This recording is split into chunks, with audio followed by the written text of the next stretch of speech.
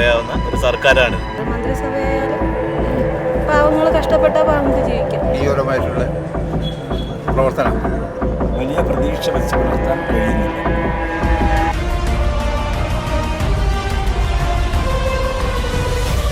രാജ്യഭരണത്തിൽ മൂന്നാം ഊഴത്തിനൊരുങ്ങി നരേന്ദ്രമോദിയും സംഘവും.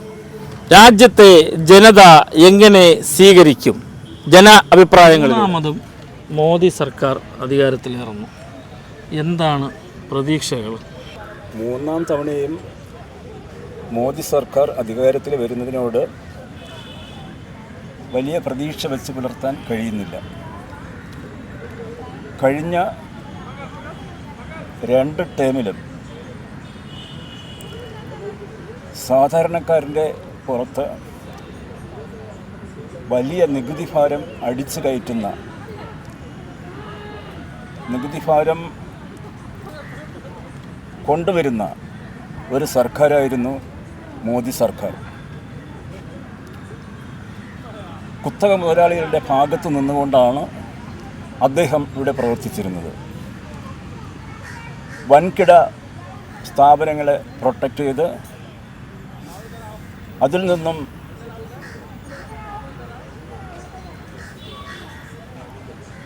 സാമ്പത്തിക ലാഭം ഉണ്ടാക്കി പാർട്ടിയെ വളർത്തിയെടുക്കുക എന്നുള്ളതായിരുന്നു അവരുടെ പ്രഥമ ലക്ഷ്യം. അതോടൊപ്പം തന്നെ ഇന്ത്യയിൽ നിലനിന്നിരുന്ന മതേതരത്വ സ്വഭാവം, മതേതര ഇന്ത്യ എന്നുള്ള ആ സങ്കല്പത്തിന് കളങ്കം ചാർത്തിക്കൊണ്ട് നിരവധി പ്രശ്നങ്ങൾ ഇവിടെ ഉണ്ടായിട്ടുണ്ട്. ഉദാഹരണത്തിന് മണിപ്പൂരിൽ നടന്ന സംഭവങ്ങൾ വളരെയേറെ വേദനിപ്പിക്കുന്നതാണ്. അതുകൊണ്ട് അത്തരം സംഭവങ്ങൾ വീണ്ടും ആവർത്തിച്ചേക്കാം എന്നുള്ളൊരു ആശങ്ക ഇന്ത്യൻ പൗരന്മാർക്കുണ്ട്. ബഹുഭൂരിപക്ഷം വരുന്ന ഇന്ത്യൻ ജനത ഒരു മതേതര ഭരണ പ്രക്രിയയാണ് ഇഷ്ടപ്പെടുന്നത് എന്ന് അനേകം സർവേകൾ ഇതിന് അക്കം തന്നെ തെളിയിച്ചിട്ടുണ്ട്. അതുകൊണ്ട് മൂന്നാമത് വരുന്ന മോദി സർക്കാരിനെ ഒരു പരിധിവരെ പിടിച്ചു നിർത്താൻ കഴിയും എന്നുള്ളത് ആശ്വാസകരമാണ്. കാരണം ഒരു മൃഗീയ ഭൂരിപക്ഷം ഈ മോദി സർക്കാരിന് നഷ്ടപ്പെട്ടിരിക്കുകയാണ്. മറ്റുള്ളവരുടെ സഹായം കൊണ്ട് മാത്രമേ ഭരണം മുന്നോട്ട് കൊണ്ടുപോകുവാൻ കഴിയൂ എന്നുള്ള ഒരു സാഹചര്യം ഇവിടെ ഉടലെടുത്തിട്ടുണ്ട്. അതുകൊണ്ട് ഒരു വലിയ ആശങ്ക ഇവിടെ ഇല്ല. എന്നാലും പ്രതീക്ഷകൾ കുറവാണ്. ഇവരുടെ സാമ്പത്തിക നയം എന്തായിരിക്കുമെന്നും എങ്ങനെയാണ് ഇന്ത്യയെ മുന്നോട്ട് കൊണ്ടുപോകുന്നത് എന്നും ഒക്കെയുള്ള കാര്യങ്ങൾ നമ്മൾ കണ്ടറിയേണ്ടതാണ്. അതാണ് എനിക്ക് പറയാനുള്ളത്. കാര്യം കഴിഞ്ഞ തവണ 2 പ്രാവശ്യവും മോദി സർക്കാർ, പ്രത്യേകിച്ച് കഴിഞ്ഞ 5 വർഷക്കാലം മോദി സർക്കാർ, മോദിയുടെ ഗ്യാരണ്ടി എന്നൊക്കെയാണ് പൊതുവിൽ പറഞ്ഞു കേട്ടത്.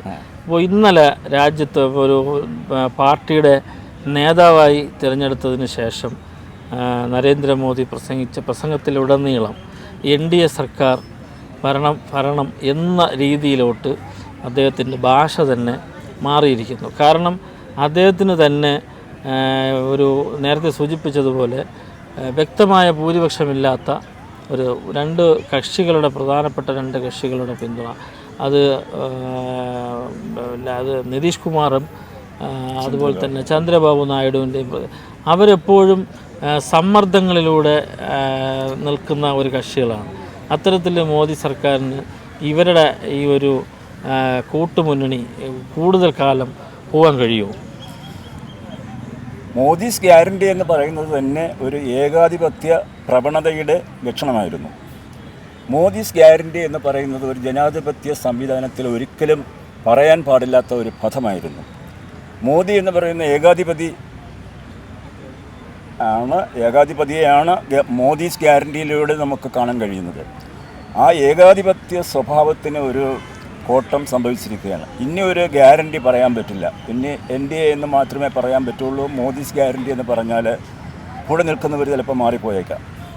ചന്ദ്രബാബു നായിഡും അതുപോലെ തന്നെ മറ്റു കൂടെ നിൽക്കുന്ന നിതീഷ് കുമാർ ഉൾപ്പെടെയുള്ള രാഷ്ട്രീയ നേതാക്കളുടെ സഹായവും സഹകരണവും കൊണ്ട് മാത്രമേ അയാൾക്ക് മുന്നോട്ട് പോകാൻ പറ്റുള്ളൂ. ഇനി ഒരിക്കലും ഇതുവരെ പറഞ്ഞുകൊണ്ടിരുന്ന വിഡിത്തം, മോദീസ് ഗ്യാരണ്ടി എന്നുള്ള വിഡ്ഢിത്തം ഒരിക്കലും ഇന്ത്യൻ ജനത അംഗീകരിക്കില്ല എന്ന് ഉറപ്പായിരിക്കുകയാണ്. അതുപോലെ തന്നെ കഴിഞ്ഞ 10 വർഷക്കാലം രാജ്യം ഭരിക്കുമ്പോൾ രാജ്യത്ത് ഒരു ഭൂരിപക്ഷ സമൂഹത്തിനെ മാത്രം വിലക്കെടുത്തുകൊണ്ട് ഒരു ഭരണം നടന്ന ഒരു കാലം കടന്നുപോയി. അതിൽ തന്നെ BJPയുടെയും നരേന്ദ്രമോദിയുടെയും വ്യക്തമായ ഒരു അജണ്ട അയോധ്യയിലെ ക്ഷേത്ര നിർമ്മാണമായിരുന്നു വ്യക്തമായ ഒരു അജണ്ട. ആ അജണ്ട വെച്ചുകൊണ്ട് മുന്നോട്ട് പോയപ്പോൾ തന്നെ ഈ ഇലക്ഷന് മുന്നോടിയായി വളരെ ദ്രുതഗതിയിൽ രാമക്ഷേത്രം പണിത് ഉദ്ഘാടനവും നിർവഹിച്ചിട്ടാണ് രാജ്യത്ത് മറ്റൊരു തിരഞ്ഞെടുപ്പിനെ നരേന്ദ്രമോദിയുടെ നേതൃത്വത്തിലുള്ള BJP സർക്കാർ നേരിട്ടത്. പക്ഷേ അവിടെ സംഭവിച്ചത് ഈ ക്ഷേത്ര നഗരിയായ ഫൈസാബാദ് ഉൾപ്പെടെയുള്ള സ്ഥലങ്ങളിൽ BJPക്ക് വലിയ തിരിച്ചടിയാണ് നൽകിയത്. ശരിക്കും അത്തരം പ്രചരണങ്ങൾ ജനങ്ങളിടയിൽ ഏറ്റില്ല എന്ന് കരുതാവും.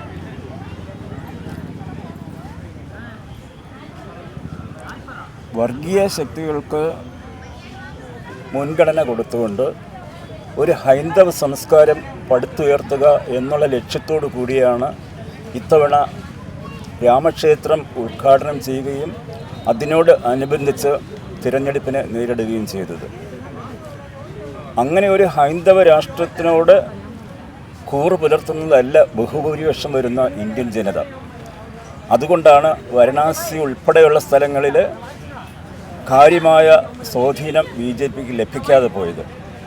ഈ ഭരണത്തിലൂടെ അവർ അധികാരത്തിൽ വന്നിരുന്നുവെങ്കിൽ, അവരവകാശപ്പെടുന്നത് പോലെ 3/2 ഭൂരിപക്ഷം ലഭിച്ചിരുന്നുവെങ്കിൽ ഒരുപക്ഷെ ഇന്ത്യൻ ജനാധിപത്യം തന്നെ ഇല്ലാതാകുന്ന ഒരു സംഭവ വികാസം അവിടെ ഉണ്ടാകുമായിരുന്നു. പക്ഷേ ഇന്ത്യൻ പൗരന്മാർ അവർ വിവേകമുള്ളവരായതുകൊണ്ട്, അവർക്ക് രാഷ്ട്രീയ ബോധമുള്ളത് കൊണ്ട്, ജനാധിപത്യ സംഹിതകളെ അവർ സ്നേഹിക്കുന്നതുകൊണ്ട്, സംരക്ഷിക്കാൻ അവർ തൽപരരായതുകൊണ്ടാണ് ഇപ്പോൾ ഇവിടെ ഇന്ത്യൻ ജനാധിപത്യം, ഇന്ത്യയിലെ ഡെമോക്രസി എന്നുള്ള സമ്പ്രദായം നിലനിൽക്കുന്നതിന് സഹായകരമായത്. അത് ഈ തിരഞ്ഞെടുപ്പിലെ ഏറ്റവും പ്രധാനപ്പെട്ട ഒരു ഘടകമാണ്. അല്ലായിരുന്നുവെങ്കിൽ ഇവിടെ ഒരു ഏകാധിപത്യ ഭരണ സംവിധാനത്തിലേക്ക് നമ്മുടെ രാജ്യം പിന്തള്ളപ്പെടുമായിരുന്നു. ഒരിക്കൽ സൗത്ത് ആഫ്രിക്കയിലേക്ക് നരേന്ദ്രമോദി കടന്നു പോയപ്പോൾ അവിടുത്തെ ജനം ആർത്ത് വിളിച്ചത് ഇങ്ങനെയായിരുന്നു: ഗോ ബാക്ക് ഇന്ത്യൻ ഹിറ്റ്ലർ എന്നാണ് പറഞ്ഞത്. ആ ഒരു ഹിറ്റ്ലറെ നമുക്ക് നിലയ്ക്ക് നിർത്തുവാൻ, നിയന്ത്രിക്കുവാൻ ഈ തിരഞ്ഞെടുപ്പിലൂടെ നമുക്ക് സാധിച്ചു. അതുപോലെ തന്നെ കഴിഞ്ഞ തിരഞ്ഞെടുപ്പിലെ പ്രചരണ പത്രികയിൽ പ്രധാനമായി എടുത്തു പറഞ്ഞിട്ടുള്ള കുറേ കാര്യങ്ങളുണ്ട്. ഒരു രാജ്യം ഒരു തിരഞ്ഞെടുപ്പ്, അതുപോലെ ഏക സിവിൽ കോഡ്, ഇന്ത്യയിലെ പൗരത്വ ഭേദഗതിയുമായി ബന്ധപ്പെട്ട ഒത്തിരി കാര്യങ്ങൾ. അപ്പോൾ ഇതൊക്കെ ഈ 3-ാം ഊഴത്തിൽ ഇത്തരം അജണ്ടകൾ അല്ലെങ്കിൽ ഇത്തരം കാര്യങ്ങൾ നടപ്പിലാക്കാൻ മോദി തയ്യാറാകും. പറഞ്ഞ കാര്യങ്ങൾ, അതായത് ഏകീകൃത സിവിൽ കോഡ്, ഒരു രാജ്യം ഒരു തിരഞ്ഞെടുപ്പ്, അതുപോലെ തന്നെ പൗരത്വ നിയമങ്ങൾ, അങ്ങനെയുള്ള കാര്യങ്ങൾക്കൊന്നും ആ മുൻപ് പറഞ്ഞതുപോലെയുള്ള രീതിയിൽ അത് മുന്നോട്ട് കൊണ്ടുപോകുവാൻ ഒരിക്കലും സാധിക്കുകയില്ല. അതിനൊക്കെയും മാറ്റങ്ങൾ ഉണ്ടാക്കേണ്ടി വരും. അത് ഘടകകക്ഷികളുടെയൊക്കെ അഭിപ്രായം ആരാഞ്ഞുകൊണ്ട് ജനഹിതമനുസരിച്ച് മാത്രമേ അത്തരം കാര്യങ്ങളിൽ തീരുമാനമെടുക്കാൻ നരേന്ദ്രമോദി ഗവൺമെൻറ്റിന് കഴിയുള്ളൂ. പഴയതുപോലെ ഒരു ഏകാധിപത്യ പ്രവണതയിലേക്ക്, അല്ലെങ്കിൽ ജനങ്ങളുടെ ഹിതത്തിന് വിരുദ്ധമായിട്ടുള്ള തീരുമാനങ്ങളൊന്നും എടുക്കുവാൻ ഈ നരേന്ദ്രമോദി സർക്കാരിന് 3-ാം ഊഴത്തിൽ കഴിയുകയില്ല എന്നുള്ളതാണ് എൻ്റെ അഭിപ്രായം. അതുപോലെ തന്നെ ഈ മന്ത്രിമാരെ നിശ്ചയിക്കുന്നതിൽ സ്പീക്കറുടെ ആവശ്യം, വളരെ പ്രധാനപ്പെട്ട വകുപ്പുകളൊക്കെ പ്രധാനപ്പെട്ട ഘടകകക്ഷികൾ ചോദിച്ചിട്ടുണ്ട്. അതൊക്കെ പങ്കുവയ്ക്കാൻ അല്ലെങ്കിൽ നൽകാൻ മോദി ഇത്തരത്തിൽ തയ്യാറാകുന്നു. ചന്ദ്രബാബു നായിഡു ആഭ്യന്തര വകുപ്പും സ്പീക്കറുടെ പദവിയൊക്കെ ആവശ്യപ്പെട്ടു. കാരണം ഇത് രാഷ്ട്രീയമായിട്ട് അത് ആ പാർട്ടിക്ക് കൂടുതൽ സ്വാധീനം ഉണ്ടാക്കിയെടുക്കാനാണ് ഘടകകക്ഷികൾ ഉദ്ദേശിക്കുന്നത്. അല്ലാതെ നരേന്ദ്രമോദി പറയുന്ന കാര്യങ്ങളോട് അതേപടി അവർ അത് ചെയ്യുവാൻ അവർ തൽപരരല്ല. അവരുടേതായിട്ട് ഡിമാൻഡുകൾ മുന്നോട്ട് വെച്ചുകൊണ്ട് അവരുടെ പാർട്ടിയുടെ പോളിസികൾ തന്ത്രപൂർവ്വം ഈ സർക്കാരിൻ്റെ മേൽ സമ്മർദ്ദം ചെലുത്തി നേടിയെടുക്കുക. പ്രധാനപ്പെട്ട ക്യാബിനറ്റ് പദവികളൊക്കെയും നേടിയെടുക്കുവാനാണ് ഘടകകക്ഷികളുടെ ഭാഗത്തു നിന്നുള്ള നീക്കം. അല്ലാതെ നരേന്ദ്രമോദിയെ ഭയപ്പെട്ടുകൊണ്ട് പഴയതുപോലെ പിന്നോക്കം പോകുന്ന ഒരു സമീപനമല്ല അവരുടെ ഭാഗത്തു നിന്നുണ്ടാകുന്നത്. അവർ വളരെ ശക്തമായിട്ട് തന്നെ നരേന്ദ്രമോദി സർക്കാരിനെ സ്വാധീനിക്കുന്നുണ്ട്. അല്ല, TDP സംബന്ധിച്ചിടത്തോളം ചന്ദ്രബാബു നായിഡു ആഭ്യന്തര വകുപ്പ് മന്ത്രി BJPക്കാണെങ്കിൽ അമിത്ഷായെ മന്ത്രിയാക്കാൻ കഴിയില്ല, പകരം ഒരാളിനെ കണ്ടെത്തണം എന്നുവരെ പറഞ്ഞതായിട്ട് വിവരം പുറത്തു വരും. ഇതിനൊക്കെ മോദിയും BJPയും കീഴടങ്ങും എന്ന് കരുതാൻ കഴിയും? തീർച്ചയായിട്ടും ഒരു പരിധിവരെ അതൊക്കെയും അത്രയും ഡിമാൻഡുകൾ അംഗീകരിക്കാൻ നിർബന്ധിതരാകും. കാരണം BJPക്ക് ഒറ്റയ്ക്ക് ഭരിക്കുവാൻ കഴിയില്ല. മറ്റ് ഘടകകക്ഷികളുടെ സഹായവും സഹകരണവും ഉണ്ടെങ്കിൽ മാത്രമേ BJPക്ക് ഇന്ത്യ ഭരിക്കുവാൻ കഴിയുള്ളൂ. അതുകൊണ്ട് തീർച്ചയായിട്ടും അത്തരം സമ്മർദ്ദങ്ങൾക്ക് ഒരു വലിയ പരിധിവരെ വഴങ്ങേണ്ടി വരും. അല്ല, ഇത്തരത്തിൽ വഴങ്ങി ഭരണം മുന്നോട്ട് കൊണ്ടുപോകാൻ ഒരു 5 വർഷക്കാലം BJPക്ക് കഴിയുമോ? വളരെയധികം ആലോചിച്ച് മറുപടി പറയേണ്ട ഒരു കാര്യമാണ്. കാരണം മറ്റുള്ള ഘടകകക്ഷികളോട് അവർ സഹകരിക്കാൻ എത്രമാത്രം തയ്യാറാകുന്നു, ഏത് പരിധിവരെ അവർ തയ്യാറാകുന്നു എന്നതിനനുസരിച്ചിരിക്കും ഈ മന്ത്രിസഭയുടെ അതിൻ്റെ ആയുസ്. ഒരു പ്രതികൂലമായിട്ടുള്ള ഒരു സാഹചര്യം ഉണ്ടാവുകയാണെങ്കിൽ, അല്ലെങ്കിൽ BJPയുടെ ഭാഗത്തു നിന്നും ഒരു ഏകാധിപത്യ രീതിയിലുള്ള പ്രവണത പഴയതുപോലെ അവർക്ക് ചില സാധ്യങ്ങളും അല്ലെങ്കിൽ അവരുടേതായിട്ടുള്ള ഡിമാൻഡുകൾ ഇവർ അംഗീകരിക്കണമെന്ന് നിർബന്ധിതരാവുകയാണെങ്കിൽ തീർച്ചയായിട്ടും അവർ ഈ സർക്കാരിനുള്ള പിന്തുണ അവർ പിൻവലിക്കാൻ സാധ്യതയുണ്ട്. നിതീഷ് കുമാറൊക്കെ ഒന്നിലധികം തവണ പിണങ്ങി മാറി വീണ്ടും പോയ കക്ഷികളാണ്. അതെ, അപ്പോൾ അവരിൽ നിന്ന് അത് വീണ്ടും പ്രതീക്ഷിക്കാം. തീർച്ചയായിട്ടും. കാരണം ഇവരൊരു മിനിമം പരിപാടിയുടെ പുറത്താണ് ഇപ്പോൾ സർക്കാർ രൂപീകരിക്കാൻ, ഒരു മന്ത്രിസഭ രൂപീകരിക്കാനായിട്ട് കൂടെ നിൽക്കുന്നത് ഒരു മിനിമം പരിപാടിയുടെ പുറത്താണ്. അത് എപ്പോൾ വേണമെങ്കിലും അതിൽ അഭിപ്രായ വ്യത്യാസങ്ങൾ ഉണ്ടാവാം. അത് മന്ത്രിസഭയുടെ നിലനിൽപ്പിനെ ബാധിച്ചേക്കാം. അതിപ്പോൾ തന്നെ പല രാഷ്ട്രീയ നിരീക്ഷകർ അത് പറയുന്നുണ്ട്. ഇതിൻ്റെ ആയുസ് എത്രത്തോളം ആണെന്ന് നമുക്ക് ഇപ്പോൾ പറയാൻ പറ്റില്ല. ഒരു സ്റ്റേബിൾ ഗവൺമെൻറ് ആയിരിക്കുമെന്ന് ഒരിക്കലും നമുക്ക് ഗ്യാരണ്ടി കൊടുക്കാൻ പറ്റില്ല. നമ്മുടെ രാജ്യത്ത് 3ാമതും നരേന്ദ്രമോദി സർക്കാർ അധികാരത്തിൽ വരും. ഈ സർക്കാർ ആയുസ് ഉണ്ടാവും? ഒരിക്കലും ഇല്ല. എന്താ കാര്യം? ഭരണം അങ്ങനെയാണല്ലോ, പാവപ്പെട്ടവർക്ക് ജീവിക്കാൻ പറ്റാത്ത സാഹചര്യമാണല്ലോ. അത്തരത്തിൽ വളരെ കുറഞ്ഞ ഭൂരിപക്ഷത്തിലാണ് സർക്കാർ അധികാരത്തിൽ വരുന്നത്. പിന്നെ 2-3 ചെറു ഘടകകക്ഷികൾ, നിതീഷ് കുമാർ, ചന്ദ്രബാബു നായിഡു, അവരെയും കൂടെ ഒപ്പം നിർത്തിക്കൊണ്ടാണ് വീണ്ടും മന്ത്രിസഭ അധികാരത്തിലേർക്കുന്നത്. അപ്പോൾ അതിന് എത്ര ഉണ്ടാവും ആയുസ് എന്നുള്ളത്? ഒരുപാട് നാളില്ല ആയുസ്. കുറച്ച് ദിവസം. അവരുടെ പ്രവർത്തനം അത്ര തൃപ്തികരമല്ലല്ലോ. ഏത് സാധനങ്ങൾ നോക്കിയാലും നമുക്ക് വിലക്കയറ്റങ്ങളേ ഉള്ളൂ. ഇനിയിപ്പോൾ വിലക്കയറ്റം വരാൻ പോവുകയാണ്. വിലക്കയറ്റം വീണ്ടും വരാൻ പോകുന്നു. ഏത് മന്ത്രിസഭയായാലും പാവങ്ങൾ കഷ്ടപ്പെട്ടാൽ പാവങ്ങൾക്ക് ജീവിക്കാം. സാധാരണക്കാരനെ സംബന്ധിച്ചിടത്തോളം നമ്മൾ കഷ്ടപ്പാടിന്റെ അങ്ങേയറ്റമാണ്. നമ്മൾ ജോലി ചെയ്താൽ നമുക്ക് ജീവിക്കാം എന്നുള്ള നിലയിലോട്ട് നല്ല പ്രവർത്തനം കാഴ്ചവെച്ചാൽ വീണ്ടും അവർക്ക് തന്നെ ഭരണത്തിൽ വീണ്ടും കിട്ടും. നല്ല പ്രവർത്തനം കാഴ്ചവെച്ചാൽ പക്ഷെ കാഴ്ചവെക്കുന്നില്ലല്ലോ. ഇവിടെയാണ് ചോദ്യം. കുറച്ച് നല്ല കാര്യങ്ങളൊക്കെ ചെയ്യണുണ്ട് BJP സർക്കാർ. ഫ്രീ കണക്ഷൻ ഗ്യാസിൻ്റെതുണ്ട്. പിന്നെ നമുക്ക് BJPയുടെ മനസ്സുണ്ട്, അതുകൊണ്ടാണ്. അങ്ങനെയല്ല, നല്ല പ്രവർത്തനം ആര് ചെയ്യുന്ന അവരെ അനുകൂലിക്കണം, ആ ഒരു ഇതേ ഉള്ളൂ. അല്ലാതെ പാർട്ടി പക്ഷം അങ്ങനെയില്ല. നല്ലത് ചെയ്താൽ ജനങ്ങൾ കൂടെ നിൽക്കും. പക്ഷെ കഴിഞ്ഞ തവണ നല്ല ഭൂരിപക്ഷം ഉണ്ടായിരുന്നു.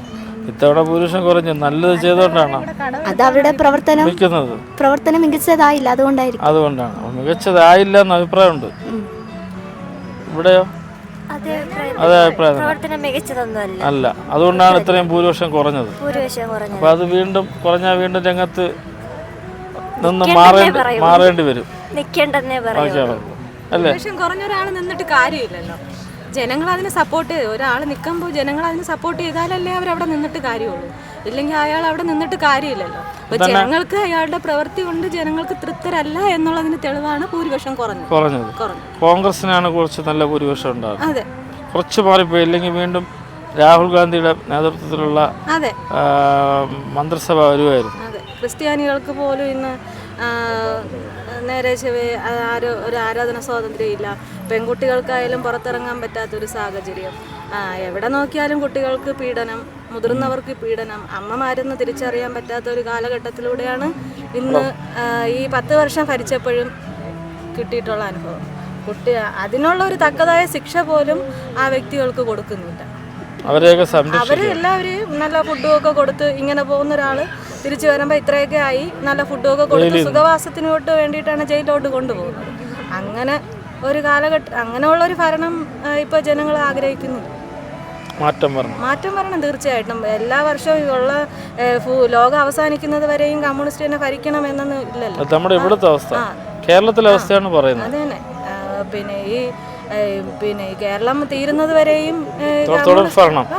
തുടർ ഭരണം ഇവർ തന്നെ വേണമെന്നില്ലല്ലോ. നമുക്ക് വേറൊരു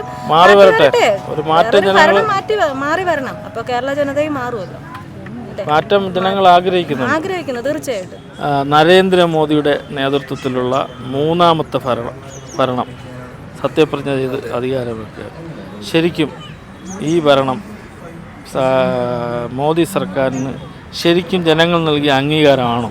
അല്ല, അത് മോദി തന്നെ എന്ന് വെച്ചാൽ അത്രയും ലീഡിലാണ് ജയിക്കുമെന്ന് പറഞ്ഞിട്ടാണ് ഉണ്ടായിരുന്നത്. 400+ എന്നാണ് പറഞ്ഞത്. പക്ഷെ അതിനകത്ത് ഒറ്റയ്ക്ക് പോലും പിന്നെ BJP ഒറ്റക്കക്ഷിയായിട്ട് പോലും ഭൂരിപക്ഷമില്ല.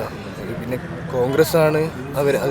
എൻ്റെ ഒരു അഭിപ്രായത്തിൽ കൂടുതൽ എന്ന് വെച്ചാൽ ഒരു ഇമ്പ്രൂവ്മെന്റ് ഉണ്ടായത്, വളരെ കൂടുതൽ ഇമ്പ്രൂവ്മെന്റ് ഉണ്ടായത്. അത് ഈ കാരണം ശരിക്കും BJP തന്നെയാണ്. എന്നുവെച്ചാൽ അവർക്ക് ഇത്ര ഒരു നല്ല ഭൂരിപക്ഷം എല്ലായിടത്തും, പ്രത്യേകിച്ച് UP-യിലൊക്കെ കിട്ടാൻ. UP-യിലൊക്കെ ഏതാണ്ട് ഒരുപാട് സീറ്റുകൾ SP സമാജ്വാദി പാർട്ടി കൊണ്ടുപോയി. 500 അത് ശരിക്കും 30ഓളം സീറ്റിൽ 500 താഴെയുള്ള വോട്ടിന്റെ ഭൂരിപക്ഷം BJP-ക്കുള്ളത്. അതൊന്നും അധികാരത്തിലില്ലെങ്കിൽ ശരിക്കും ഇതൊരു അധികാരത്തിന്റെ ഒരു ദുർവിനിയോഗം കൊണ്ടാണ് ഈ ജയന്തനുണ്ടായത്. അല്ലെങ്കിലും ജയിക്കില്ല, ഇത്രയും ജയം ഉണ്ടാകില്ല. ജനവിരുദ്ധ സർക്കാരാണ് കേരളത്തിലും നടക്കുന്നത്. അതിൻ്റെ ഒരു പ്രതിഫലനമാണ് ഇന്ന് കാണുന്നത്. അതുകൊണ്ടാണ് ഇത്രയും ഭൂരിപക്ഷത്തിന് കുറവുണ്ടായത്. ക്ഷേത്ര നഗരി എന്ന് വിശേഷിപ്പിക്കപ്പെട്ട അയോധ്യയിൽ ഫൈസാബാദ്, അവിടെ വരെ BJP-ക്ക് കാലിടറിയ അവിടെ വരെ വമ്പിച്ച ഭൂരിപക്ഷത്തിൽ പരാജയപ്പെട്ടു. ശരിക്കും BJP-ക്കും മോദി സർക്കാരിനും ജനങ്ങൾ കൊടുത്ത ഒരു ഷോക്ക് ട്രീറ്റ്മെൻറ്റാണ്. ആ ട്രീറ്റ്മെൻറ്റിലും പിന്നെ ഭരണത്തിൽ വരുമ്പോൾ എന്തെങ്കിലും പ്രതീക്ഷിക്കാൻ കഴിയും? ഒരു പ്രതീക്ഷയില്ല. ഇന്നത്തെ സാഹചര്യത്തിൽ ഒരു പ്രതീക്ഷ നൽകേണ്ടത്. കാരണം ഒരു ഭരണം, ഒരു പ്രധാനമന്ത്രി എന്ന നിലയ്ക്ക് അദ്ദേഹത്തിൻ്റെ കഴിഞ്ഞ 10 വർഷത്ത് വർഗീയപരമായിട്ടുള്ള പ്രവർത്തനം, ജാതീയമായിട്ടും വർഗീയമായിട്ടും ചേരിതിരിച്ചുകൊണ്ട് ജനങ്ങളെ ഭിന്നിപ്പിച്ചുകൊണ്ട് രാജ്യത്തെ ജനങ്ങളെ ഭിന്നിപ്പിച്ചുകൊണ്ടാണ് ഭരിക്കുക എന്നുള്ളൊരിതാണ്. ജനങ്ങളെ ഒരു പ്രധാനമന്ത്രി എന്നുള്ള ജനങ്ങളെ ഒറ്റക്കെട്ടായിട്ട് കാണാനുള്ള ഒരു മനസ്സ് അദ്ദേഹത്തിൻ്റെ ഭാഗത്ത് ഉണ്ടായിക്കില്ല. ഈ ഇലക്ഷൻ കാലത്ത് തന്നെ 3ാം ഘട്ടം 4ാം ഘട്ടത്തിലൊക്കെ തനി വർഗീയമായിട്ടുള്ള ചിന്താഗതിയും പ്രവർത്തനവും. എന്നിരുന്നാലും ഇതൊരു ഇന്ത്യ മുന്നണിയെ സംബന്ധിച്ചോളം വളരെ അഭിമാനാർഹമായ ഒരു ജയമാണ് ഇന്ത്യ രാജ്യത്തും. ഭരണത്തിനോട് എത്താൻ കഴിഞ്ഞില്ല എന്നുള്ളൊരു ദുഃഖകരമായ അടുത്ത ഘട്ടത്തിൽ എത്താനുള്ള ഒരു സാധ്യത കാണുന്നുണ്ട്. ജനങ്ങൾ ഒറ്റക്കെട്ടായിട്ട് ഈ സർക്കാരിന്, കേരളത്തിനും സർക്കാരിനെതിരായിട്ടുള്ളൊരു വികാരം പ്രതിഫലിച്ചിട്ടുണ്ട്. അതിൻ്റെ ഒരു പ്രതിഫലനമാണ് ഇന്ന് കണ്ടുകൊണ്ടിരിക്കുന്നത്. കേരളത്തിലും സർക്കാരിനെതിരെ വലിയൊരു വികാരം, സർക്കാരിനെതിരെയുള്ളൊരു വികാരം. അതുകൊണ്ട് ഇടതുപക്ഷത്തിന് മുൻതൂക്കുള്ള എല്ലാ മേഖലയിലും അവരുടെ വോട്ടുകൾ ക്രമാതീതമായി പിന്നോട്ട് പോയ സ്ഥിതി. മലബാർ മേഖലയിൽ കണ്ണൂരിലൊക്കെ ശക്തമായി തന്നെയാണ്. കണ്ണൂർ, കാസർഗോഡ്, വടകരയിൽ ഇടതുപക്ഷത്തിൻ്റെ ശക്തമായ കോട്ടയാണല്ലോ. ആ കോട്ടയിൽ 1,15,000 വോട്ടിന് ഈ ഷാഫി പറമ്പിൽ ജയിക്കുക എന്ന് പറഞ്ഞാൽ അത് അത്ഭുതം തന്നെയല്ലേ. അല്ല, അവിടെ CPM-നെ സംബന്ധിച്ചിടത്തോളം മികച്ചൊരു സ്ഥാനാർത്ഥിയാണ് അത്. ടീച്ചറെ ഒരു ഇതല്ല, ഇന്നത്തെ സർക്കാരിനെതിരായിട്ടുള്ളൊരു വികാരം. ശൈലജ ടീച്ചറെ വിജയിക്കും എന്ന് പ്രതീക്ഷിച്ചിറക്കിയ ഒരു സ്ഥാനാർത്ഥിയായിരുന്നു. എല്ലാ ചാനലും ജയിക്കുന്നുള്ളൂ ജയിക്കുമെന്ന് പറഞ്ഞു. അവസാന നിമിഷം 1,15,000 വോട്ടിന് പരാജയപ്പെടുക എന്ന് പറഞ്ഞാൽ ഈ സർക്കാരിനെതിരെയുള്ള വികാരം ഇന്ന് ശക്തമായി നിലകൊള്ളുന്നുണ്ട്. അത് പ്രത്യേകിച്ച് ഇന്നത്തെ നിലവിലുള്ള മുഖ്യമന്ത്രിയുടെ ഒരു അഹങ്കാരവും അദ്ദേഹത്തിൻ്റെ ഏകാധിപത്യ പ്രവണതയും എല്ലാം അതിൽ നിലച്ച് കാണുന്നു. ഈ തുടർഭരണം വന്നതിന് ശേഷം മുഖ്യമന്ത്രിയിൽ വലിയൊരു മാറ്റം, തുടർഭരണത്തിന് ശേഷം കൂടുതൽ അഹങ്കാരം കൂടി, അതാണ് മാറ്റമെന്ന് ഞാൻ ഉദ്ദേശിച്ചത്. ഇനി മാറ്റം വരികയില്ല. ബംഗാളിലും ത്രിപുരയും സംഭവിച്ച പോലെ കേരളത്തിലും ക്രമേണ സംഭവിക്കാൻ പോകുന്ന പാർട്ടി തിരുത്തപ്പെടുന്നില്ല. തിരുത്തപ്പെടുന്നതാലും തിരുത്തേണ്ട മുഖ്യമന്ത്രിയും മന്ത്രിമാരും അത് തിരുത്താൻ തയ്യാറാവില്ല. പാർട്ടിക്കകത്ത് തന്നെ അമർഷം നല്ല നീറിപ്പോയുന്നുണ്ട്. പക്ഷെ അവർ ആരും പറയുന്നില്ല, പറയാനുള്ള തൻ്റെ ധൈര്യമില്ല. കാരണം ഒരു തെറ്റാന്ന് പറയാനുള്ള നല്ലൊരു ജനാധിപത്യത്തിന്റെ അതിൻ്റെ ഒരു ഇതുള്ളൂ. ജനാധിപത്യത്തിന്റെ ശക്തി എന്ന് പറയുന്നത് തെറ്റ് ചൂണ്ടിക്കാണിച്ച് തിരുത്തൽ വരുത്തുക. മെമ്പർമാരെ തന്നെ പാലക്കാട് വിജയരാഘവൻ, കോഴിക്കോട് എളമരം കരീം ഇവരെല്ലാം പരാജയപ്പെടാനുള്ള കാരണം സീനിയർ നേതാക്കന്മാർ, തോമസ് ഐസക്, ഇവരുള്ള സീനിയർ നേതാക്കന്മാർ തന്നെ പരാജയപ്പെടാനുള്ള കാരണം എന്ന് വെച്ചാൽ ശക്തമായ പ്രതിഷേധം പാർട്ടി ഇവർക്കെതിരായിട്ട് നീങ്ങിക്കൊണ്ടിരിക്കുകയാണ് ഇന്നേ രാജ്യത്ത്. അതിൻ്റെ അലയൊലികളാണ് ഇന്ന് സംസ്ഥാനത്തും എല്ലാ സ്ഥലത്തും കേന്ദ്ര സംസ്ഥാന സർക്കാരിനെതിരെയുള്ള വികാരം കണ്ടുകൊണ്ടിരിക്കുകയാണ്. ഇന്ത്യൻ നാഷണൽ കോൺഗ്രസിനെ സംബന്ധിച്ചോളം ഒരു ഉയർത്തുന്നേൽപ്പ് ഈ തെരഞ്ഞെടുപ്പിലുണ്ടായിരിക്കുന്നു. നല്ല രീതിയിൽ പ്രതീക്ഷിച്ചത് അങ്ങ് എത്താൻ കഴിഞ്ഞില്ല. എന്നിരുന്നാലും ഈ ഭരണസ്വാധീനം ഇതെല്ലാം ഉള്ള സ്ഥിതിക്ക് കേരളത്തിലെ ഭരണവും കേന്ദ്രത്തിലെ ഭരണവും മറികടന്നിട്ടാണ് ഈ ജയം, തിളക്കമാർന്ന ജയം. തീർച്ചയായിട്ടും. പക്ഷെ കർണാടകയിലൊന്നും പ്രതീക്ഷിച്ച നേട്ടം കിട്ടിയില്ല. കർണാടകയിൽ നേട്ടം ലേശം മങ്ങിക്കുണ്ട്. അതുപോലെ ഡൽഹിയിൽ വലിയ പ്രതീക്ഷ ഉണ്ടായിരുന്ന ഒരു സ്റ്റേറ്റാണ് ഡൽഹി. എന്നിരുന്നാലും എല്ലാ മേഖലയിലും അതിൻ്റെ സാന്നിധ്യം അറിയിക്കാനായിരിക്കും. എല്ലാ മേഖലയും ഇപ്പോൾ തെലങ്കാനയിലും ഇപ്പം ഗുജറാത്ത് തന്നെ പുതുതായിട്ടൊരു സീറ്റ് ലഭിക്കുക എന്ന് പറഞ്ഞാൽ അതൊരു വലിയ അത്ഭുതം തന്നെയാണ്. അതേപോലെ എല്ലാ മേഖലയിലും ഗോവയിൽ പുതുതായിട്ട് 2 സീറ്റ് കിട്ടി. എല്ലാ മേഖലയിലും രാജ്യത്തിൻ്റെ എല്ലാ മേഖലയിലും ഇന്ത്യൻ നാഷണൽ കോൺഗ്രസിൻ്റെ സാന്നിധ്യം ഉറപ്പുവരുത്തിയിട്ടുണ്ട്. അത് തന്നെ പ്രധാന ഒരു നേട്ടമാണ്. രാഹുൽ ഗാന്ധിൻ്റെ ഒരു തിരിച്ചുവരവ് വിളിച്ചോതുന്ന ഒരു തെരഞ്ഞെടുപ്പായിരുന്നു ശക്തമായി. ഇപ്പോൾ മോദി സർക്കാർ സത്യപ്രതിജ്ഞ ചെയ്യുമ്പോൾ വലിയൊരു ആശങ്കയുണ്ട്. കാരണം ഒരു വലിയൊരു ആശങ്കയുണ്ട്. കാരണം കൂടെ നിൽക്കുന്ന കക്ഷികൾ വിശ്വാസയോഗ്യമായ കക്ഷികളല്ല. നിതീഷ് കുമാറും TDPയും ഒക്കെ നിതീഷ് കുമാർ ഒന്നിലധികം തവണ NDAയിൽ നിന്ന് പിണങ്ങി മാറി വീണ്ടും പോയ ഒരു ഘട്ടത്തിൽ സോണിയാഗാന്ധിയുടെ വിരുന്ന് സൽക്കാരത്തിൽ ഈ ഇന്ത്യ മുന്നണിയുടെ രൂപീകരണ വേളയിൽ തന്നെ നിതീഷ് കുമാറിൻ്റെ ഒരു സാന്നിധ്യം അല്ലെങ്കിൽ ആ ഒരു ചർച്ച ഒക്കെ നടന്ന സമയത്താണ് വീണ്ടും NDA മുന്നണിയിലോട്ട് ആ നിതീഷ് കുമാറാണ് വീണ്ടും ഈ മുന്നണിയുടെ കരുത്തായി അവരവകാശപ്പെട്ട് രംഗത്തുള്ളത്. എത്ര കാലം ഇത് മുന്നോട്ട് പോകും? എത്ര കാലം ഒന്നും പറയാനാവില്ല. ഏത് നിമിഷവും സമ്മർദ്ദതന്ത്രം പ്രയോഗിച്ചിട്ട് ഈ സർക്കാരിന് തുടർന്നു പോകാനുള്ള സാധ്യത കാണുന്നില്ല. അത് ഏത് നിമിഷവും വിളംബരിശാകാനുള്ള സാധ്യതയുണ്ട്. പ്രത്യേകിച്ച് നരേന്ദ്രമോദിയെ സംബന്ധിച്ചിടത്തോളം ഒരു ഏകാധിപതിയുടെ സ്വരമുള്ള ഒരു പ്രധാനമന്ത്രിയാണ് ഇതുവരെ. അദ്ദേഹത്തിന് ഒരു സമ്മർദ്ദതന്ത്രമായിട്ട് മുന്നോട്ട് പോകുക എന്ന് പറഞ്ഞാൽ അദ്ദേഹത്തിനും സാധിക്കുമെന്ന് എനിക്ക് തോന്നുന്നില്ല. കാരണം ഇത് ഏകാധിപത്യ സ്വഭാവമുള്ള ഒരാൾക്ക് എങ്ങനെ ഇവരുമായി തുറന്നു പോകാനാകില്ല, തുറന്നു പോകാൻ സാധിക്കില്ല. തുറന്നു പോയ ഒരു ശക്തമായ ഒരു മുന്നണിയിൽ നിലയ്ക്ക് മുന്നോട്ട് പോകാനാകില്ല. അല്പായുസ് മാത്രമേ ഉള്ളൂ. ഏത് നിമിഷവും നിലമ്പുത്താനുള്ള സാധ്യത കാണുന്നുണ്ട്. അതേപോലെ ശക്തമായ രീതിയിലുള്ള മുന്നണി പ്രതിപക്ഷ രാഷ്ട്രീയ പാർട്ടി നിലയ്ക്ക് മറ്റുള്ള മുന്നണികളിൽ ശക്തമായിട്ടുള്ള ഒരു തിരിച്ചുവരവ് ഉണ്ടാവും. വലിയ ചുരുങ്ങിയ ദിവസങ്ങൾക്കാണ് തന്നെ ശക്തമായ. കാരണം ഇത്രയും ഈ സമയത്തിനുള്ളിൽ ഇത്ര ശക്തമായിട്ട് ഇന്ത്യ മുന്നണിക്ക് ജനങ്ങൾ പ്രതീക്ഷിക്കാത്തൊരു ശക്തമായ വിജയം ഉണ്ടായി. കാരണം എല്ലാ മേഖലയും കാരണം വെച്ചാൽ അധികാരത്തിൻ്റെ എല്ലാ മേഖലയും പിടിച്ചു മുറുക്കിയ ഒരു സമയത്താണ്. കാരണം BJP എല്ലാ മേഖലയും അധികാരത്തിൻ്റെ എല്ലാ അധികാരങ്ങളും പ്രയോഗിച്ചുള്ള തെരഞ്ഞെടുപ്പാണ്. കാരണം വെച്ചാൽ തെരഞ്ഞെടുപ്പ് കമ്മീഷനെ പോലും സ്വാധീനിക്കുന്ന ഒരു കമ്മീഷനൊന്നും പറഞ്ഞില്ല. ഇലക്ഷൻ സമയത്തുണ്ടായ വിവാദങ്ങളിലൊന്നും കമ്മീഷൻ ഇടപെട്ടില്ല. തെരഞ്ഞെടുപ്പ് നിഷ്പക്ഷമായിട്ടുള്ള പഴയകാലത്ത് എൻകേഷനിലും ധീരമായിട്ടുള്ള നിലപാടെടുത്ത് അതിനെല്ലാം വിപരീതമായിട്ട് ഒരു പാവയാണ് തെരഞ്ഞെടുപ്പ് കമ്മീഷൻ ഒരു പാവയായിട്ടുള്ളത്. ഇലക്ഷന് മുമ്പ് തന്നെ കമ്മീഷൻ രാജിവെച്ചു, പകരം കമ്മീഷൻ വരുന്നു. അതൊക്കെ ഒരു സൂചനയായിരുന്നു. ഇന്നത്തേക്ക് ഇത്രയും അധികാരത്തിൽ ഇത്രയും സീറ്റ് കിട്ടിയെന്ന് പറഞ്ഞാൽ വളരെ തിളക്കമാർന്ന ഇതാണ് ഇന്ത്യ മുന്നണി. അതുകൊണ്ടാണ് ഇത്രയും അധികാരത്തിന് എതിരായിട്ടുള്ള നീക്കം യാതൊരു ഇല്ല. കാരണം വെച്ചാൽ കോൺഗ്രസിൻ്റെ ഫണ്ട് പോലും തടഞ്ഞു വെക്കപ്പെട്ടു, ഫ്രീസ് ചെയ്ത സംഭവം ഉണ്ടായി. ഒരു സാധ്യതയില്ല. എല്ലാ മേഖലയിലും ഇഡിൻ്റെ സ്വാധീനം ഉപയോഗിച്ചുകൊണ്ട് അവരെ നേതാക്കന്മാരെല്ലാം ജയിലിലാക്കി. അങ്ങനെ എല്ലാ നിലയ്ക്കും സ്വതന്ത്രമായി പ്രവർത്തിക്കാനുള്ള യാതൊരു ഇതില്ല. അങ്ങനെ എല്ലാ നിലയ്ക്കും ഈ തെരഞ്ഞെടുപ്പ് ഫണ്ട് പോലും തടഞ്ഞു വെച്ച് എല്ലാ മേഖലയിലും പ്രയാസം ഉണ്ടായിക്കൊണ്ടുള്ള തെരഞ്ഞെടുപ്പ്. അതുകൊണ്ട് ഈ തെരഞ്ഞെടുപ്പിൻ്റെ തിളക്കമാർന്ന ജയമാണ് പ്രവർത്തനമാണ് ഇന്ത്യ മുന്നണി നടത്തിയത്. അതുകൊണ്ട് അത് തുടർന്നും ഇന്ത്യ മുന്നണി വളരെ അടുത്ത തെരഞ്ഞെടുപ്പിൽ തിളക്കമാർന്ന ജയത്തോടുകൂടി ഒറ്റയ്ക്ക് ഇന്ത്യൻ നാഷണൽ കോൺഗ്രസിൻ്റെ നേതൃത്വത്തിലുള്ള ഒരു സർക്കാർ വരാനുള്ള സാധ്യതയാണ് നമ്മളെല്ലാം കാണുന്നത്. വരും ദിവസങ്ങളിൽ മോദിയുടെ നേതൃത്വത്തിലുള്ള ഒരു സർക്കാർ നിലനിൽക്കുമെന്ന് തോന്നുന്നില്ല. വലിയ ദിവസം ഉണ്ടാവില്ല. അങ്ങനെയാ തോന്നുന്നത്. ഇല്ലാന്ന്. വടകരയിലെ വിജയത്തെ എങ്ങനെ കാണുന്നു ഷാഫി പറമ്പിൽ? നല്ല വിജയമാണ്. ഞങ്ങളൊക്കെ ഷാഫിയുടെ ഉണ്ടായിരുന്നു. നല്ലൊരു തിളക്കമാർന്ന വിജയം സമ്മാനിച്ച വടകരക്കാർ വലിയൊരു ആവേശമായിരുന്നു. സോഷ്യൽ മീഡിയയിലൊക്കെ മാത്രല്ല, ഇപ്പൊ എല്ലാ പാർട്ടി അതായത് CPM-ലുള്ള ആൾക്കാരടക്കം എത്രയോ വോട്ട് കിട്ടിക്കോലെ വോട്ടെടുക്കാം. അത് വെച്ചാൽ പുറത്ത് പറയുന്നില്ല എന്ന് മാത്രമേ ഉള്ളൂ. അതാണ് എല്ലാവരും. ശൈലജ ടീച്ചർ വലിയൊരു ഇമേജ് ഉള്ള ഒരു വ്യക്തിയായിരുന്നു. പക്ഷെ അതൊന്നും ഏഷിയില്ല, അല്ലെങ്കിൽ ഏറ്റില്ല.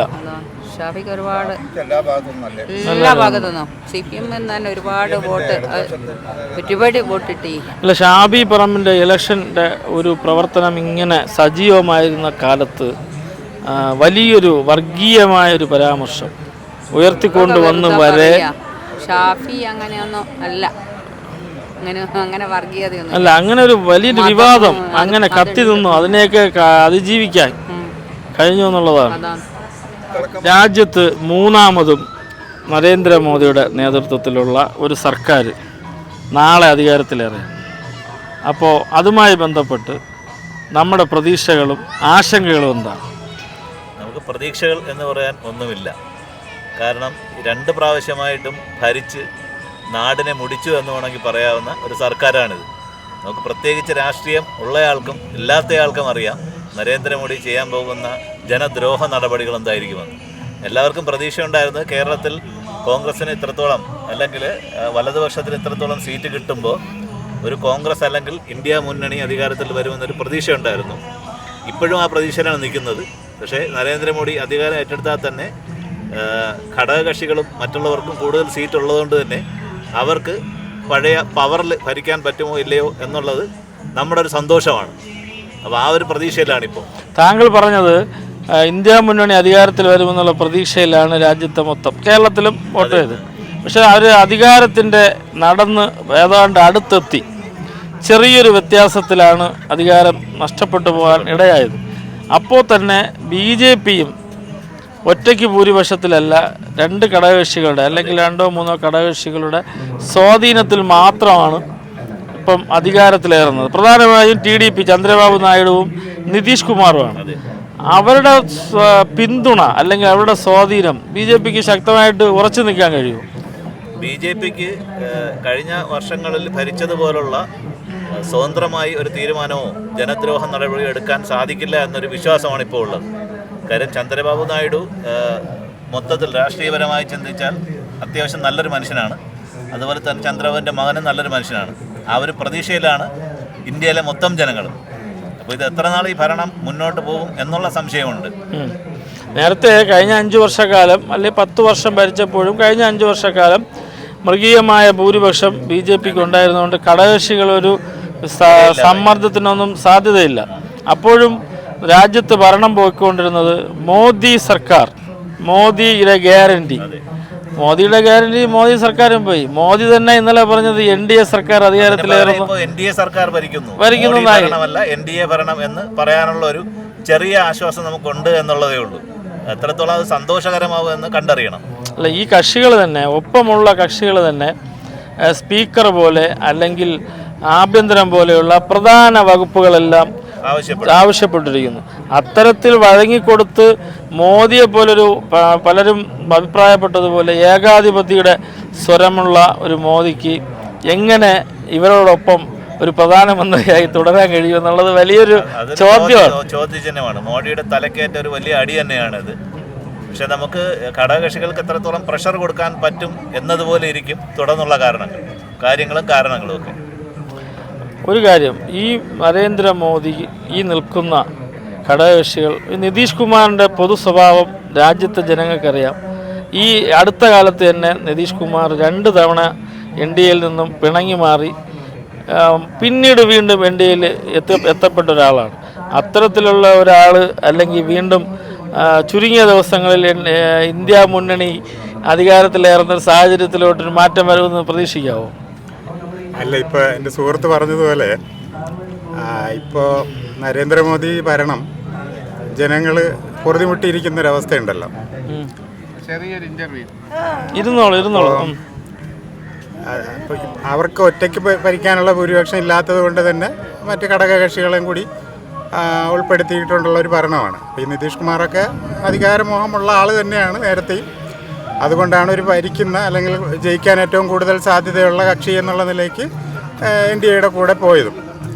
അപ്പോൾ അവരാവശ്യപ്പെട്ടാൽ എന്താവശ്യപ്പെട്ടാലും സ്വന്തം അധികാരം നഷ്ടപ്പെട്ടാൽ ചിലപ്പോൾ അകത്താവും അല്ലെങ്കിൽ അഴിക്കുള്ളിലാവും എന്നുള്ളൊരവസ്ഥ മോദിക്കും ഉള്ളതുകൊണ്ട് തന്നെ അദ്ദേഹവും എന്ത് വിട്ടുവീഴ്ചയും ചെയ്ത് ഈ ഭരണം എങ്ങനെയും നിലനിർത്തി കൊണ്ടുപോകാനും ഭരണം ഇവരുടെ കയ്യിൽ നിന്ന് പോകാതിരിക്കാനുള്ള ശ്രമം തന്നെ നടത്തും എന്നുള്ളതാണ് എൻ്റെ അതുമായിട്ട് ബന്ധപ്പെട്ടുള്ള അഭിപ്രായം. പിന്നെ ഇദ്ദേഹത്തിൻ്റെ ഭരണം എന്ന് പറയുമ്പോൾ ഇപ്പോൾ ഞാനൊരു പിതാവാണ്. ഇപ്പോൾ എനിക്ക് 2 മക്കളാണ്. അപ്പം ഞങ്ങൾ ഒരിക്കലും നമ്മളെ കുടുംബത്തിനകത്തുള്ള 2 മക്കളെയും തമ്മിൽ അകറ്റിയിട്ട് അവിടെ വീടിൻ്റെ ഭരണം കൊണ്ടുപോകാനായിട്ട് ഒരിക്കലും ശ്രമിക്കില്ല. അപ്പോൾ അദ്ദേഹം ഈ രാജ്യത്തിൻ്റെ ഒരു നല്ലൊരു ഭരണകർത്താവ്, ഈ രാജ്യത്തെ, അതായത് ഇദ്ദേഹം പുറത്തു പോകുമ്പോൾ ഇദ്ദേഹത്തിന് നരേന്ദ്രമോദി എന്ന് പറയുന്ന വ്യക്തിയായിട്ടല്ലല്ലോ കാണുന്നത്, പ്രധാനമന്ത്രി, നമ്മുടെ രാജ്യത്തിൻ്റെ പ്രധാനമന്ത്രിയാണ്. അപ്പോൾ അദ്ദേഹം ആരാലാണോ തിരഞ്ഞെടുക്കപ്പെട്ടത്, അപ്പോൾ ആ പ്രജകളെ ഇങ്ങനെ ഡിവൈഡ് ചെയ്തിട്ട് ഭരിക്കുന്ന ആ ഒരു റൂള് സിസ്റ്റം അത് ശരിയല്ല. അതായത് നമ്മൾ നമ്മുടെ മക്കളെ ഒരിക്കലും ഇങ്ങനെ 2ആക്കി സ്പ്ലിറ്റ് ചെയ്ത് ഭരിക്കാനായിട്ട് ശ്രമിക്കില്ലല്ലോ. അതുപോലെ അദ്ദേഹത്തിൻ്റെ പ്രജകളെ ഇങ്ങനെ സ്പ്ലിറ്റ് ചെയ്ത് ഭരിക്കുന്നത് ഒരിക്കലും ഒരു കരണീയമായിട്ടുള്ള ഒരു നല്ലൊരു നേതാവിന് ചേർന്ന കാര്യമാണെന്ന് തോന്നുന്നില്ല. അതാണ് എൻ്റെ അഭിപ്രായവുമായിട്ട് ബന്ധപ്പെട്ടത്.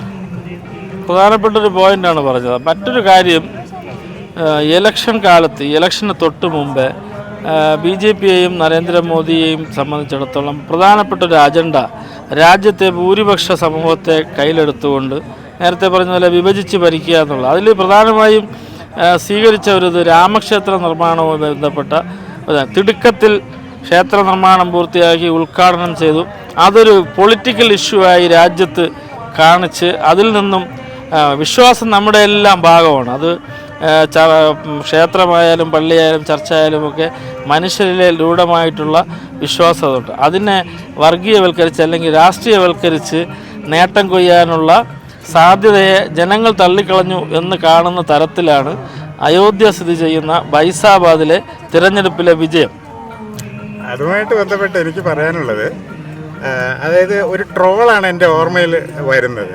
അതായത് മുമ്പ് രാമൻ ഇപ്പോൾ ഒരു ക്ഷേത്രത്തിൻ്റെ ഭാഗമായിട്ടിരുന്നു. അപ്പോൾ അങ്ങനെ ഇരുന്നപ്പോൾ രാമനെ വിളിക്കുന്ന സമയത്ത് രാമൻ അതിന് അനുകൂലമായിട്ട് പ്രതികരിച്ചിരുന്നു, ദൈവമാണല്ലോ. പക്ഷേ ഇപ്പോൾ ദൈവം കിടക്കുന്നത് പള്ളിപ്പറമ്പിലാണ്, പള്ളിക്കകത്താണ്. അപ്പോൾ പള്ളി ഇരുന്ന സ്ഥലം പൊളിച്ചിട്ടാണല്ലോ നമ്മൾ ക്ഷേത്രം ഉണ്ടാക്കിയിരിക്കുന്നത്. അപ്പോൾ പള്ളിപ്പറമ്പിൽ കിടക്കുമ്പം രാമന് ഇവർക്ക് അനുകൂലമായിട്ട് പ്രതികരിക്കണമെന്ന് തോന്നിയിട്ടുണ്ടാവില്ല. അതുകൊണ്ടായിരിക്കും ആ മാറ്റം സംഭവിച്ചതെന്ന് തോന്നുന്നു.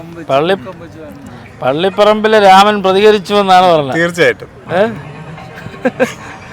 അല്ല, അതാണ് അങ്ങനെയുള്ള സംഭവം. അത് തന്നെയാണ്, നല്ലൊരു വർഗീയ ധ്രുവീകരണം നടത്താനുള്ള ശ്രമം നടന്നു. പക്ഷെ അതിൽ ഈ തീവ്ര മത ചിന്താഗതിയുള്ളവർ അവർക്ക് അനുകൂലമായിട്ട് നിന്നു. പക്ഷെ പൊതുവിൽ കാര്യങ്ങൾ അറിയാവുന്നവർ അതിനുള്ള നല്ല തീരുമാനം എടുത്തു എന്നേ. അല്ല, ഫൈസാബാദിലെ ജനങ്ങൾ ശരിക്കും നല്ലൊരു തീരുമാനമാണ്.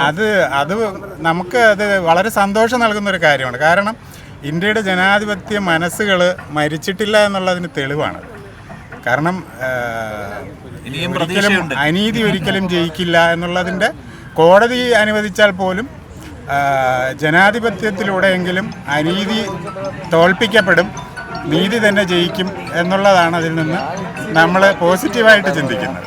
പൊതുവില് കോടതികൾ, തിരഞ്ഞെടുപ്പ് കമ്മീഷൻ ഇങ്ങനെ എല്ലാം ഒരു മോദിയുടെ വശത്താകുന്ന ഒരു സാഹചര്യത്തിലോട്ടാണ് വിലയിരുത്തപ്പെട്ടത് ഇന്ത്യ രാജ്യത്ത് മൊത്തം. ഇനി അതിൽ നിന്നൊരു മാറ്റം മോചനം ഉണ്ടാവുന്നൊരു പ്രതീക്ഷയിലാണ് എല്ലാവരും.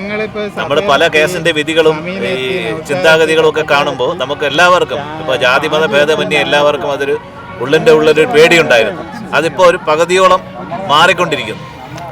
ആശ്വാസം തന്നെയാണ്. മോദിയുടെ ഏകാധിപത്യ പ്രവണതകൾ ആവർത്തിക്കില്ല എന്ന് വിശ്വസിക്കാം. അങ്ങനെ വിശ്വസിക്കാനാണ് താല്പര്യം, ഇഷ്ടം. മൂന്നാമതും സർക്കാർ നാളെ സത്യപ്രതിജ്ഞ ചെയ്യും. ആ സർക്കാരിനെ കുറിച്ച് നമ്മുടെ ആശങ്കകളും പ്രതീക്ഷകളും എന്താണ്? എനിക്ക് ഇപ്പം ഇന്ത്യ ഭരിക്കുന്ന BJP ആയോ കോൺഗ്രസ് ആയോ വേറെ ഏത് പാർട്ടി ഭരിച്ചാലും പ്രശ്നമില്ല. അവർ നല്ല രീതിയിലുള്ള ഭരണം കാഴ്ചവെക്കും. പക്ഷേ ഈ BJP ഭരിക്കാൻ അവർക്ക് കുഴപ്പമില്ല. അവർ അണികളുണ്ടല്ലോ.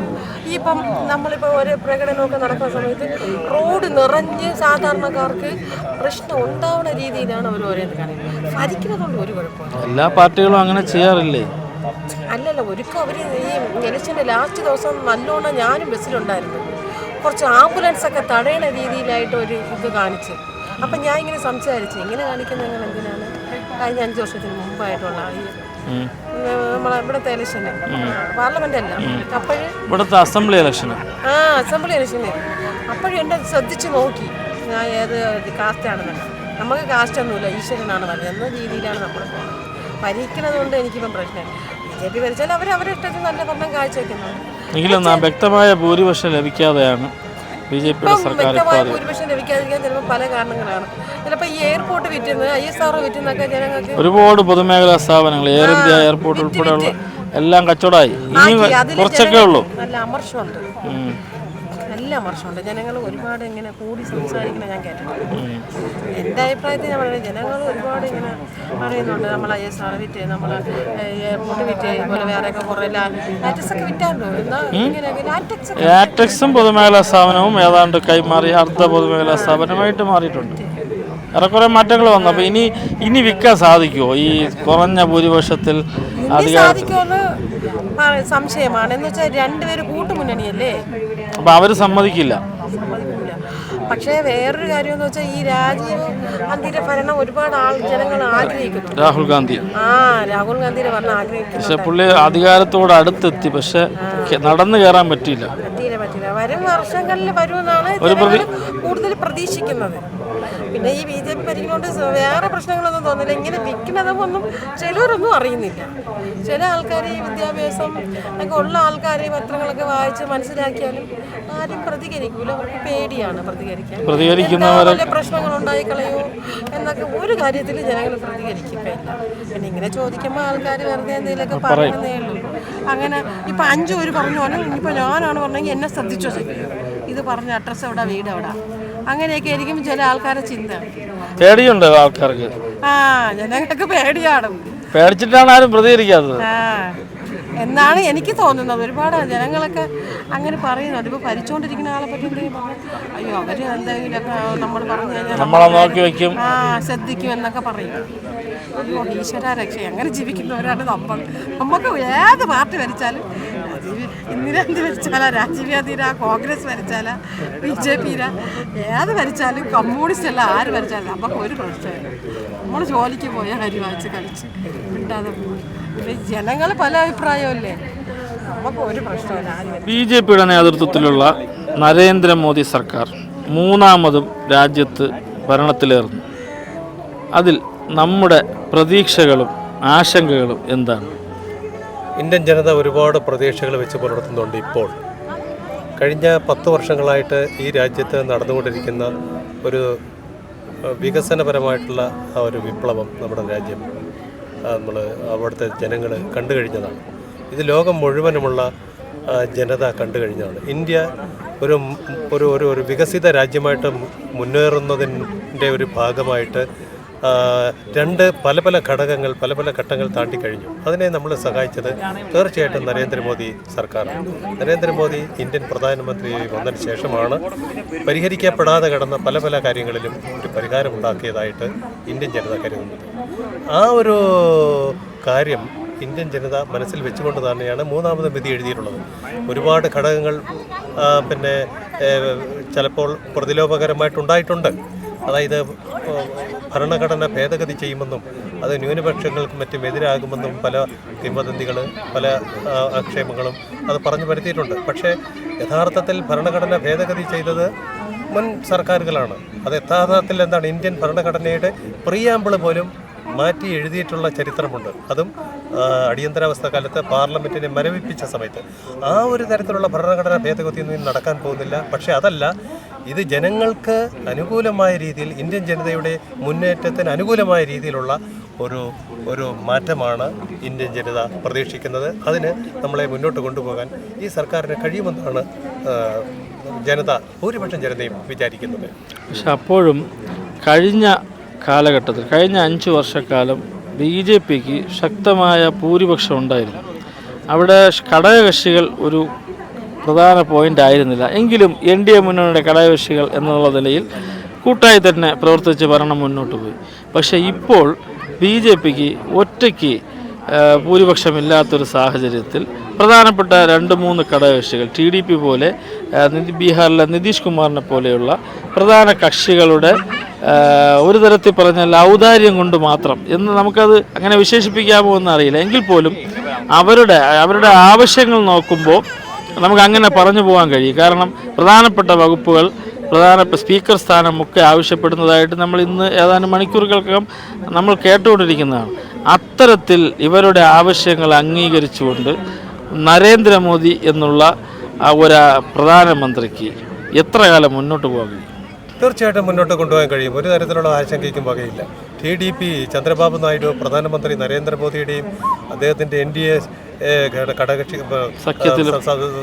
മന്ത്രിസഭയുടെയും കൂടി അത്രമാത്രം പ്രയത്ന ഫലമായിട്ടാണ് അധികാരത്തിലേറിയിട്ടുള്ളത്.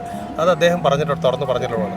പ്രധാനമന്ത്രി നരേന്ദ്രമോദിയും അദ്ദേഹത്തിൻ്റെ മന്ത്രിസഭാംഗങ്ങളും അത്രമാത്രം അദ്ദേഹത്തെ സഹായിച്ചു. അത്രമാത്രം ഒരു മാസക്കാലം അവർ നിരന്തരമായിട്ട് പരിശ്രമിച്ചതിൻ്റെ ഫലമായിട്ടാണ് താൻ ഇന്ന് ഈ രീതിയിലേക്ക് എത്തിയിട്ടുള്ളതെന്ന് TDP ചന്ദ്രബാബു നായിഡു പറഞ്ഞിട്ടുള്ളതാണ്.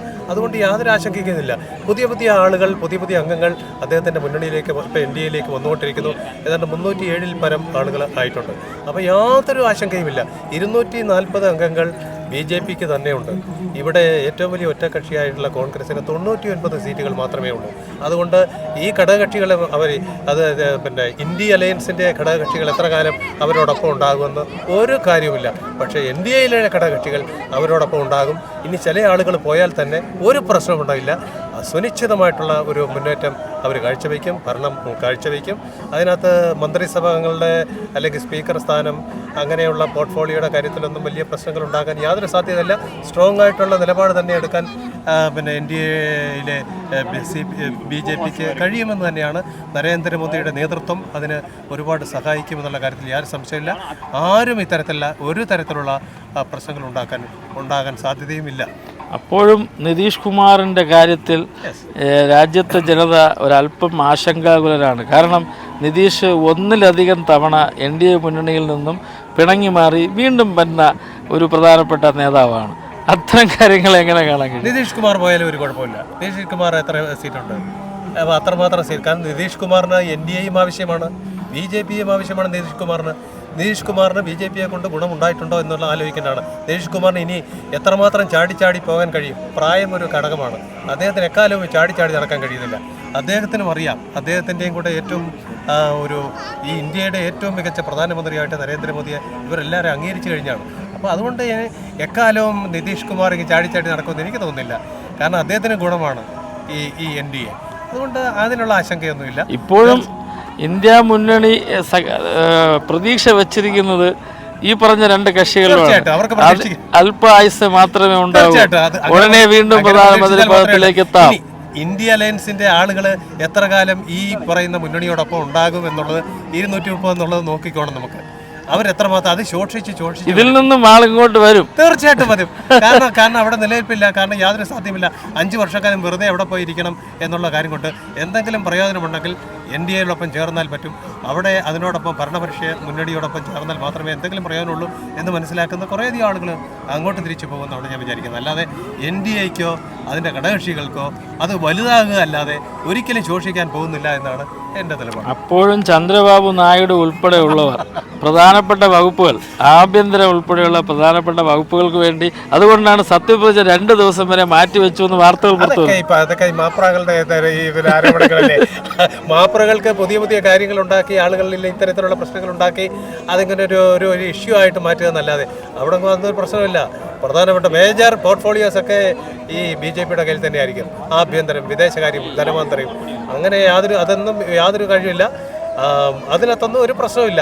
കാരണം അവിടെ ഇനി തോന്നിയ പോലെ ഘടകകക്ഷികളുടെ മന്ത്രിമാർക്ക് ഭരിക്കാനും കഴിയില്ല. കാരണം അതിനൊക്കെ മാനദണ്ഡങ്ങളുണ്ട്. കാരണം അഴിമതിരഹിതമായ ഒരു ഭരണമാണ് ഈ കഴിഞ്ഞ 10 വർഷക്കാലം നടന്നതെന്നാണ് നമ്മൾ മനസ്സിലാക്കുന്നത്, ഭൂരിപക്ഷം ആളുകൾ മനസ്സിലാക്കുന്നത്. പക്ഷേ അവിടെ മേജർ ഇഷ്യൂസ് എന്ന് പറഞ്ഞാൽ ഇക്കാലം ഇങ്ങനെ പോയി കഴിഞ്ഞാൽ അവിടെ മതന്യൂനപക്ഷങ്ങളുടെ അല്ലെങ്കിൽ വർഗീയതയുടെ അങ്ങനെയുള്ള കാലങ്ങൾ പോയി കഴിയുന്നത്. അപ്പോൾ ഇന്ത്യയെ ഒരു മതേതര രാഷ്ട്രം എന്ന നിലയിൽ ഒരു സാമ്പത്തിക ഒരു രാജ്യമായിട്ട് മുന്നോട്ട് കൊണ്ടുപോകണമെങ്കിൽ സുനിശ്ചിതമായിട്ടുള്ള ഒരു നേതൃത്വം വേണം. ആ ഒരു നേതൃത്വത്തിൻ്റെ ഒരു അഭാവമായിരുന്നു നേരത്തെ ഉണ്ടായിരുന്നത്. ഇപ്പോൾ അതുണ്ടായി. 10 വർഷക്കാലം നമ്മൾ ഇന്ത്യക്കാർ കണ്ടുകൊണ്ടിരിക്കുകയാണ്. ഇന്ത്യയെ വളരെ മികച്ച നിലയിലേക്ക് ഈ മുന്നണി കൊണ്ടുപോയിരിക്കുന്നു. ഈ ലോകത്തിൽ ഏറ്റവും വേഗത്തിൽ വളരുന്ന ഒരു രാജ്യമാണിത്. ഇത് അടുത്ത ഒരു 10-30 വർഷത്തോളം ഇത് മുന്നോട്ട് കൊണ്ടുപോകുന്നതാണ്. ഈ സുസ്ഥിരമായിട്ടുള്ള ഭരണം കണ്ടിന്യൂ ചെയ്താൽ ഇന്ത്യയെ ലോകത്തിൻ്റെ 3ാമത്തെ രാജ്യമായിട്ട്, സാമ്പത്തിക ശക്തിയായിട്ട് മുന്നോട്ട് കൊണ്ടുപോകാൻ കഴിയും. ഇതിനകത്ത് ഇതെല്ലാവരും സഹകരിക്കുന്ന കാര്യമാണ്, മനസ്സിലാക്കുന്ന കാര്യമാണ്. അതിനകത്ത് ഒരു ഘടകക്ഷിയും ഇതിനെതിരത്തില്ല. ഒരു ഘടകക്ഷി പോയാൽ തന്നെ ഒരു പ്രശ്നവുമില്ല. അവർക്ക് വ്യക്തമായ ഭൂരിപക്ഷമുണ്ട്. UPയിലൊക്കെ BJPക്ക് വലിയൊരു കുറവാണ് സംഭവിച്ചത്. UPയിലൊക്കെ അവിടെ SP മുന്നണിക്കാണ് വളർച്ച. അവിടെ BJP ഒറ്റയ്ക്കും എത്ര ഈ പറഞ്ഞ 10-30 കക്ഷികളും തിരിച്ചു പോകണം. അവിടെ എല്ലാവിധ രീതിയിലും വർഗീയതയും മതവും ജാതിയും ഒക്കെ പറഞ്ഞ് പയറ്റി ആളുകളുടെ ഇടയിൽ പലതരത്തിലുള്ള ഭിന്നിപ്പ് ഉണ്ടാക്കി, പലതരത്തിലുള്ള വർഗീയപരമായിട്ട് ചേരിതിരിവ് ഉണ്ടാക്കിയാണ് അവരെല്ലാം കൂടെ വർഗീയ ക്രോഡീകരിച്ച്. ശരിയാണ്, അത് താൽക്കാലികം മാത്രമാണ്. തിരിച്ചറിയും. കാരണം ശരിയായ രീതിയിലുള്ള ഒരു പാതയിലേക്കാണ് NDA പോകുന്നത്, രാജ്യത്തെ കൊണ്ടുപോകുന്നത് മനസ്സിലാക്കി അവർ തിരിച്ചു വരും. മറ്റവർക്കൊന്നും ശാശ്വതമായിട്ടുള്ള ഒരു ആയുസ് ഉണ്ടാവാൻ സാധ്യത. പ്രധാനമായും UPയിലെ അയോധ്യ ഉൾപ്പെടുന്ന ഫൈസാബാദിൽ വരെ BJP കാലിടറി വീണെന്ന സാഹചര്യമുണ്ട്. അത് ഓക്കെ, അത് ചിലപ്പോൾ 10 വർഷമായില്ലേ. അപ്പോൾ ഒരു പക്ഷേ ഈ പല തരത്തിലുള്ള ഈ പ്രലോഭനങ്ങളും പല ആളുകളും പല തരത്തിൽ അതിന് വശീകരിക്കപ്പെട്ടേക്കാം. പക്ഷേ തിരിച്ചറിയുമ്പോഴത്തേക്കും കാര്യങ്ങളൊക്കെ മാറി മറിയും. ഇപ്പോൾ ഇവിടെ UPയിലെ അയോധ്യയിലെ ആളുകൾ അങ്ങനെ മാറി ചിന്തിച്ചു എന്ന് കരുതി അതൊരു ശാശ്വതമായിട്ടുള്ള ഒരു ചിന്തയല്ല എന്നാണ്. ക്ഷേത്ര നഗരി ഉൾപ്പെടുന്ന ഒരു സ്ഥലം. സോ വാട്ട്, അതുകൊണ്ട് ഇത് ശാശ്വതമായിരിക്കും നിങ്ങൾക്ക് പറയാൻ പറ്റും? തെരഞ്ഞെടുപ്പല്ലേ? അല്ല, അതെ, അപ്പോൾ ജനങ്ങളുടെ മനസ്സ് മാറിക്കൊണ്ടേയിരിക്കും. അന്നേരത്തെ ചില ഇഷ്യൂസാണ്. ആ ഇഷ്യൂസ് ഒരു പക്ഷേ അത് ശരിയല്ല എന്ന് തോന്നുമ്പോൾ ആളുകൾ മറിച്ചിട്ടിരിക്കും. ഞാൻ പറയുന്നത് അടുത്ത പ്രാവശ്യം നല്ല ഒരു ഭരണമാണെങ്കിൽ ഇതിനും മികച്ച, നമ്മൾ നേരത്തെ 10 വർഷത്തിൽ അധികമായിട്ട് നമ്മൾ കണ്ടുകൊണ്ടിരിക്കുന്ന ഒരു ഭരണത്തിൽ നിന്ന് തികച്ചും വ്യത്യസ്തമായിട്ടുള്ള ഒരു നല്ല ഭരണമാണ് ഇനിയും വരുന്നതെങ്കിൽ ഈ ആളുകളെല്ലാം മാറി ചിന്തിക്കും. തീർച്ചയായിട്ടും അത്രയേ ഉള്ളൂ.